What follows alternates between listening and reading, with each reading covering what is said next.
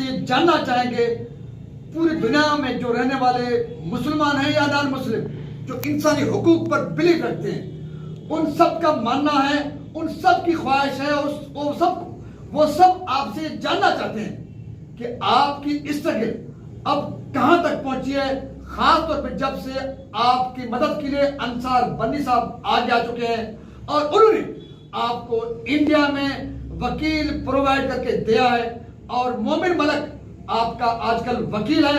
India में आपके case को वो फॉलो कर रहा है। मोमिन मलक की स्ट्रगल, उसकी कोशिशें कहां पर पहुंचे हैं, अंसार बनने की इस काविश को आप किस नजर से देखते हैं, उसके साथ साथ आप सीमा को आज क्या नया पैगाम देने जा रहे हैं? सर, पहले तो मैं आपका शुक्रिया अदा करता हूं, आपने हमें बुलाया, इज्जत दिया, उसके लिए शुक्रिया। बाकी जो मसला है, अंसार बर्नी साहब एडुकेट के तसव्वुफ से जो मोमिन मलिक साहब हमने एडुकेट इंडिया के अंदर किया है, वो बहुत अच्छा काम कर रहा है। एक एपी सिंह का एक घटिया नाम का एक वकील तो नहीं था, वकील से नाम से ज्यादा वो बस ऐसे ही जो है हिंदू और मुस्लिम नाम पे जो है मजहब पे छेड़खानी ज्यादा कर रहा था, कभी हमारे इस्लाम के खिलाफ, कभी मजहब के खिलाफ, कभी यूट्यूब के खिलाफ, कभी पाकिस्तानी लोगों के खिलाफ।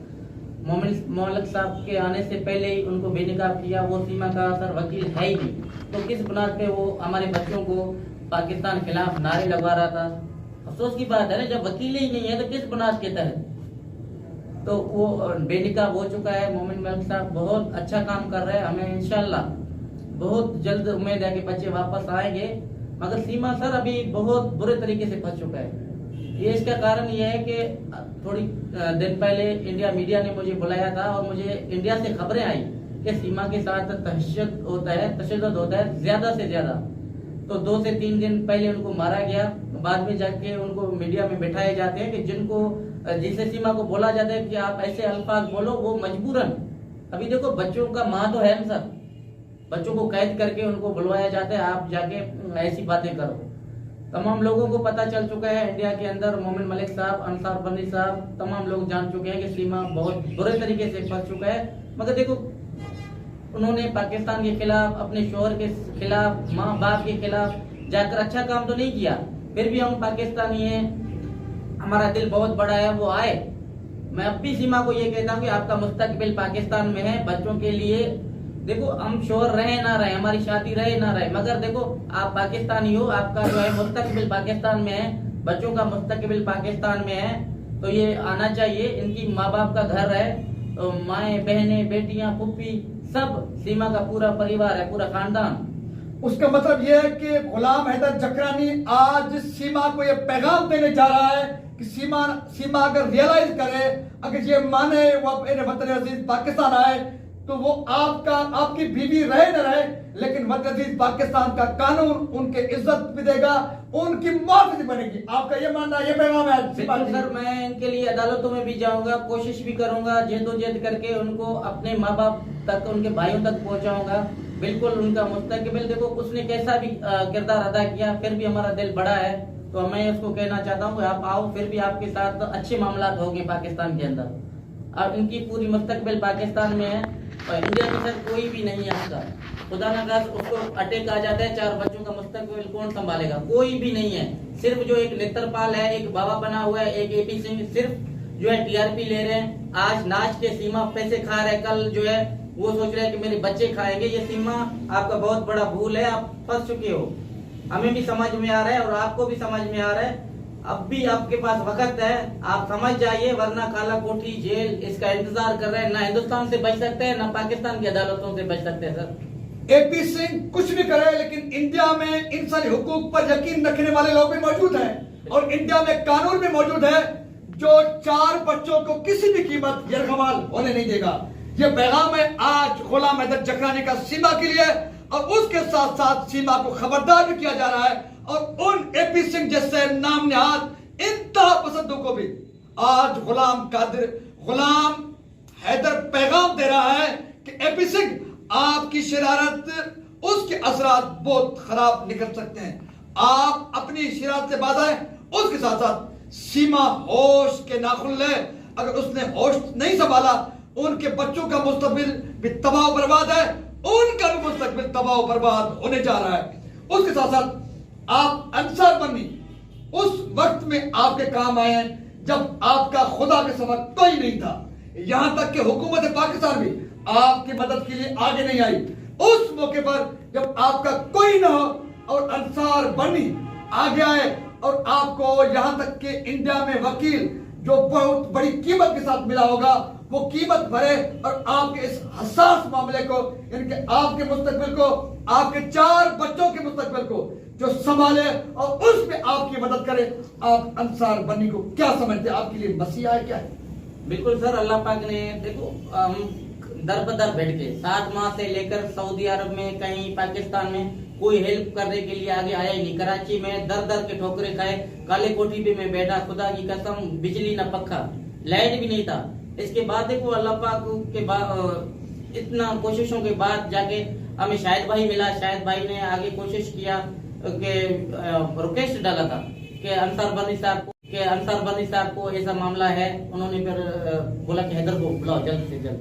उन्होंने बुलाया, इज्जत दिया, बिठाया, हमारा केस लिया बिल्कुल तरीके से। जो रोशन साहब था एडवोकेट सुप्रीम कोर्ट का, उनको बुलाया गया।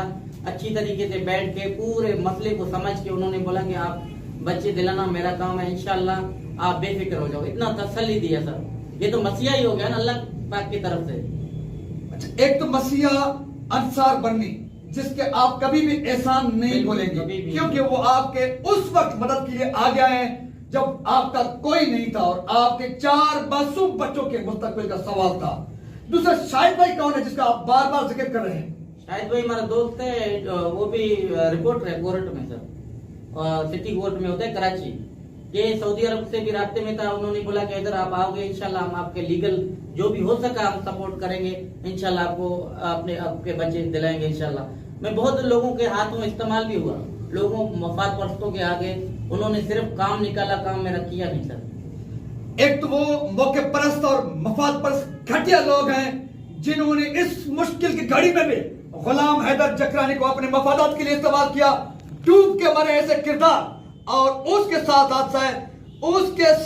साथ है शाहिद भाई जो सहाफी हैं कराची के जिनका बार बार गुलाम हैदर जिक्र कर रहे हैं सुनहरे उरूफ में। उसके साथ साथ अंसार बन्नी जिनका तो मिसाल नहीं, किसी मसीहा से गुलाम हैदर के लिए वो कम नहीं क्योंकि उनके 4 बच्चों के मुस्तकबिल को बचाने के लिए अंसार बन्नी अमली तौर पर मैदान में आ चुके हैं। मोमिन मलक के किरदार को आप किस तरह से देखते हैं? मोमिन मलक ने जब से केस को संभाला है अब तक उनकी क्या पेशरत है, उनका क्या कहना है? सर बिल्कुल जैसे मोमिन मलिक साहब ने केस को देखा, हर दिन नया अपडेट, हर काम धंधा छोड़ के यकीन माने सर सिर्फ कहता है कि पहले मैं हैदर के बच्चे मिलाऊं, बाकी सारे काम बाद में करूंगा। 1 हफ्ता नहीं हुआ तो एपी सिंह को उसने जाहिर किया। अभी उनको बाबा वालों को, उनको जो वकील है एक सीमा कासिम टपरेलू एक वकील है, उनके पास गया, उनसे कल पूछ रहा था कि आप किस तहत वकील हो, आप क्या करना चाहते हो, मिल गया। और आगे नेपाल तक गया तो मुसलसल इनको देख के आ रहा है कि सीमा कहाँ झूठ था कहाँ सच है। एक ड्रामे के तहत इनको बुलाया गया, वो आस्ते आस्ते इनका सब झूठ पकड़ा जा रहा है। हर दिन नया अपडेट मोमिन मलिक साहब को कामयाबी अल्लाह पाक दे रहा है। हर एक दिन नया अपडेट देने जा रहा है मोमिन मलिक जो गुलाम हैदर जकरानी के वकील हैं, जिसको अरेंज किया है, जिसको वकील करवाने में बहुत बड़ा किरदार, बहुत बड़ा नहीं बल्कि मुकम्मल किरदार अंसार बन्नी का है। तो मोमिन मलिक का किरदार भी तारीख में सुनहरे हुरूफ में लिखा जाएगा क्योंकि मोमिन मलिक भी एक बाप जो बेबस है, लाचार है, जिसके पास वसाइल नहीं और वकील के अखराजात तो दूर की बात। उस हवाले से तो अंसार बन्नी ने की मदद, लेकिन मोमिन मलिक भी जब से गुलाम हैदर जकरानी के वकील हुए हैं उन्होंने भी अपनी नींद छोड़ी है और उन्होंने अपने तमाम तर काम जो है तर्क करके रखे हैं और नेपाल तक जा चुके हैं। और जब से मोमिन मलिक मैदान में है तो एमपी सिंह जैसे झूठे और मकान अब छुपने लगे हैं। बहुत सारे छुपेगा और इनको छुपने की जगह भी नहीं मिलेगी। इसी के साथ अपने मेजबान सुल्तान को दीजिए इजाजत कि जिस तरह से शाहिद भाई एक सहाफी कराची से मसीहा बन के गुलाम हैदर की सपोर्ट कर रहा है, और उसी के साथ साथ मसीहा किरदार अंसार बन्नी जो मसीहा बनकर गुलाम हैदर के 4 मासूम बच्चों के मुस्तकबिल को बचाने और 4 बच्चों को अपने वालिदैन के साथ मिलाने के लिए कोशां मैदान में उतर चुके हैं। और उसके साथ साथ मोमिन मलक, जिसने जब से वकालत ली है गुलाम अहमद जकरानी की, उसके बाद उसने अपनी नींद अपने काम छोड़ के रखे हैं और दिन रात एक करके मोमिन मलक 4 मासूम बच्चों को उनके वालिद के साथ मिलाने के लिए कोशां हैं। इस उम्मीद के साथ सबकी मेहनतें रंग लाएगी। पाकिस्तान या इंडिया के जो इंसान दोस्त जो एक वालिद को अपने बच्चे लाने की ख्वाहिश रखते हैं, दुआएं मांग रहे हैं, उन सब की ख्वाहिश, उन सब की दुआएं एक दिन रंग लाएगी। और इंशाल्लाह एक व्लॉग वो भी बनेगा जब गुलाम हैदर, अंसार बर्ली, शाहिद भाई, मोमिन मलक और उनके लाखों मदद खैर ख्वाह उन मासूम बच्चों को गुलाम हैदर के साथ गले लगते हुए देखेंगे। और हमें उम्मीद है कि सीमा भी जिसको भुलाया गया, भटकाया गया, अब उस पर तशद्दुद किया जा रहा है, उसको ब्लैकमेल किया जा रहा है। सीमा का भी होश ठिकाने आ चुका है और बहुत जल्द वो भी उन माफियाज और उन ब्लैकमेलर्स के चक्कर से निकलकर अपने वतन पाकिस्तान लौट आएगी। फिर उनकी मर्जी है, सीमा की मर्जी है कि वो गुलाम हैदर के साथ रहे या अपना आजादाना कोई फैसला करे। लेकिन बहुत सी अच्छी खबरें आने वाली हैं इंशाअल्लाह ताला। हम और आपकी दुआएं और स्ट्रगल जद्दोजहद जारी रहे। सिंध सलामत, साथ सलामत, पाकिस्तान जिंदाबाद।